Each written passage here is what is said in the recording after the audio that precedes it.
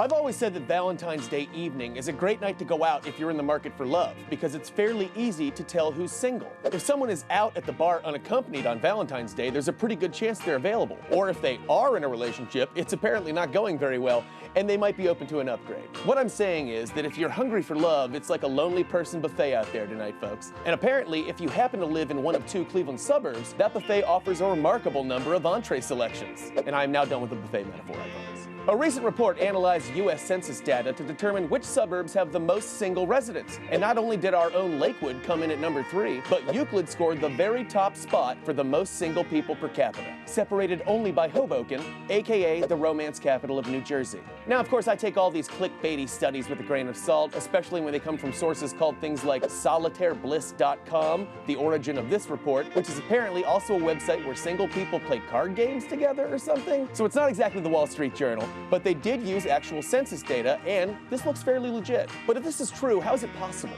How do we have 2 of the top 3 suburban single hotspots in the whole country? For insight, I spoke to an ambassador from each of the 2 Lonely Heart boroughs in question. Parnell Egan is an owner of the West End Tavern, an iconic Lakewood spot that's popular with the single types. Over the years, he's witnessed his fair share of romantic connection. We feel that we're north of 70 to 80 people who actually met here and got married over 35, 36 years. Wow. Parnell says one reason Lakewood has so many singles comes down to simple mathematics. It's the most densely populated city in the state of Ohio. I met my Euclid ambassador, Brandon Lyons, at The Breakfast Place, a popular spot where he hosts a regular speed dating event.